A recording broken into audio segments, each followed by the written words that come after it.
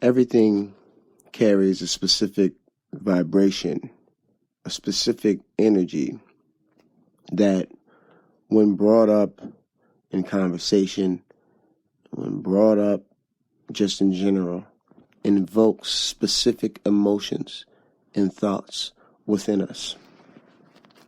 If there is a certain human that is in the spotlight that has a reputation about them, that, let's say, for instance, is a very aggressive person, a very powerful person, the stories that are told about this person and the mass consciousness of the world, when this person is brought up, when the name is brought up, when the presence is brought up, or the spirit is brought up, it invokes an energy, subconsciously and consciously.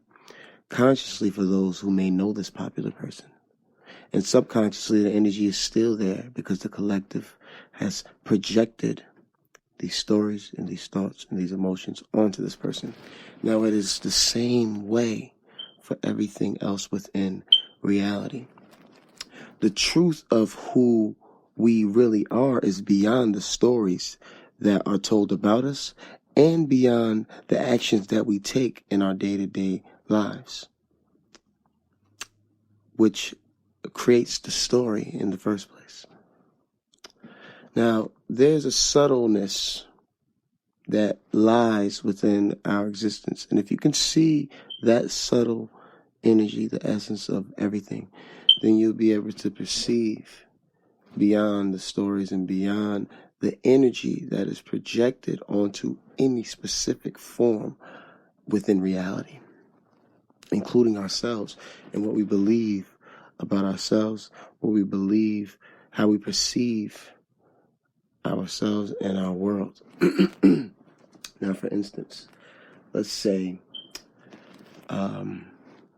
when we experience one another, when we experience the world around us, we act on preconceived notions about what reality is and how the collective has seen it, what we see on TV, and how we interact with the objects, put attachments onto the objects, the things, the places, that create an energetic lock in our perception of what and how things are in a specific moment pertaining to a specific object or a specific thing.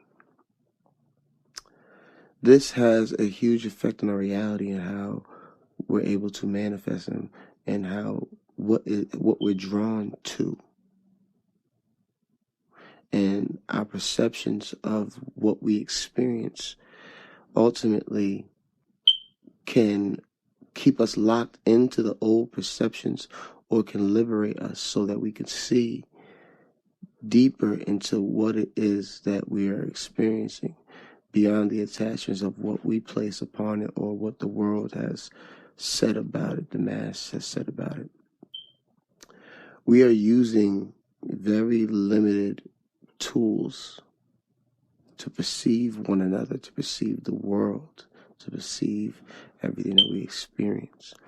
The nature of our senses gives us the experience of separation, gives us the experience of color, shape, sound, distance, time.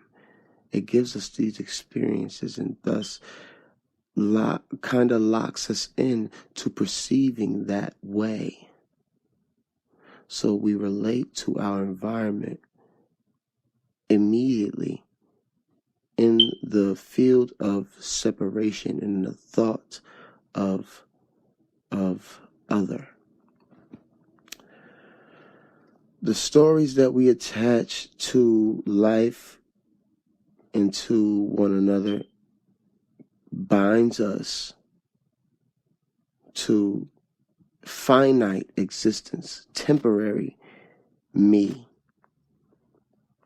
And the more we dig deep into who we are and the deeper we go into the nature of everything, we start to realize that these bodies are truly temporary. And what we experience within the body is truly just a story. And when we reach and everything within that story, the objects, the people, the places, the buildings, the papers, the matrix, is ultimately just a story, just a play within infinity, just a sense perceivable moment in so-called time that we experience. So this is really the thought that we try to stray away from the finite aspects of this life, because we are attached to these bodies and we're attached to the stories that we have been telling in these bodies. And ultimately, we are truly the essence of this experience, the consciousness, the awareness, the reason for what it is. I say all that to say this. When we change our perceptions of the world, we free the world, we free the people, we free ourselves to be able to tell a new story, to be able to perceive the oneness within any story that we tell anyway.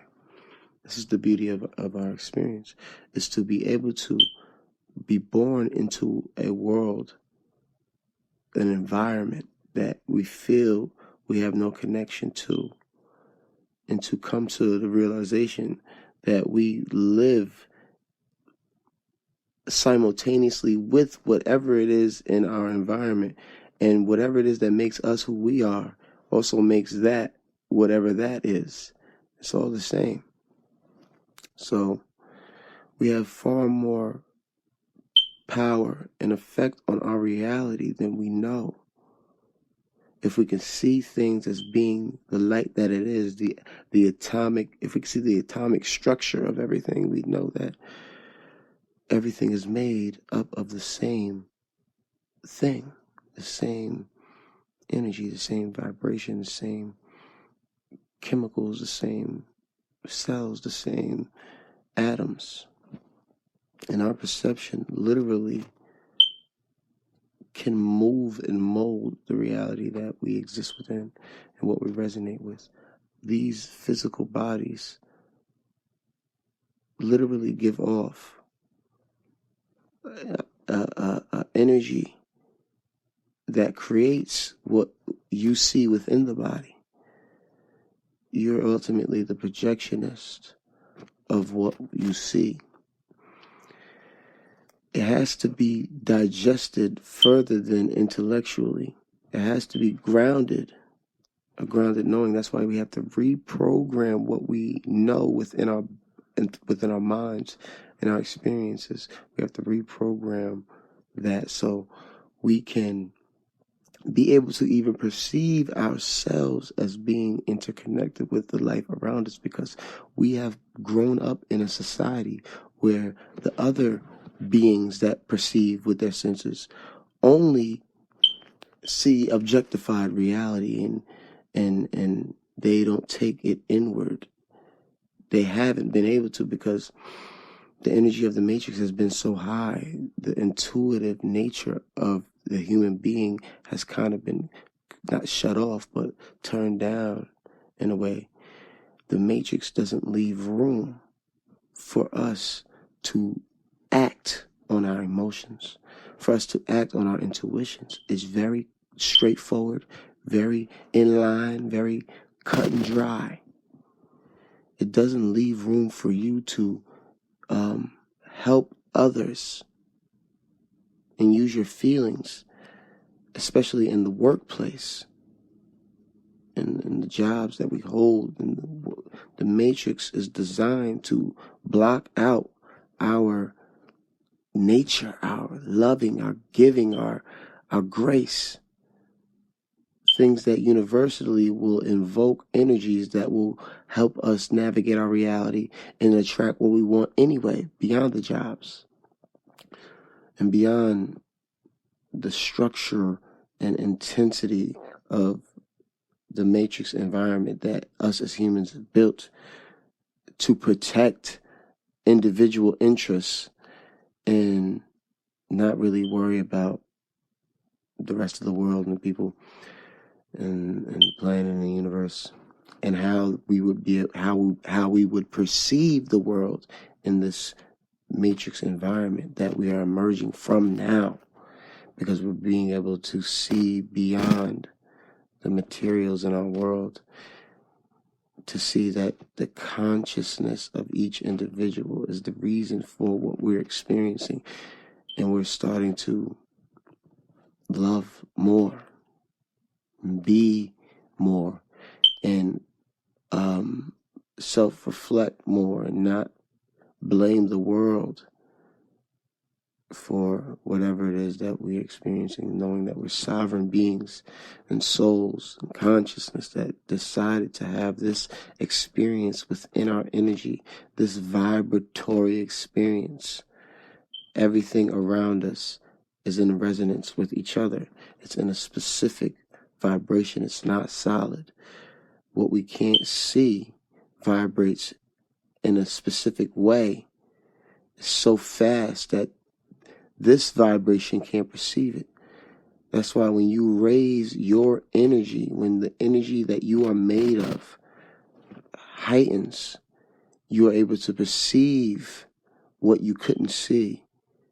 You're able to hear, sense, and feel what you previously couldn't. Subtle energies. You're able to feel people more. You're able to understand what people are giving off, even if they don't say a word, or even if they're trying to mask their vibration. You can still hear and feel it. You can feel your potentials. You can hear your potentials of the decisions that you'll make, and where this decision will take you, what it'll bring to you, and what it'll take from you in this realm of existence. You'll be able to navigate your dreams with a confidence. You'll be able to send off an energy that will empower the people around you. They'll feel it. They'll feel the truth of their sovereignty simply by you perceiving such. It's a brilliant existence. It's a brilliant ride, and we are coming to embrace that divinity and reprogram every time the mind tells us that we're anything less than brilliant, anything less than loving, anything less than amazing.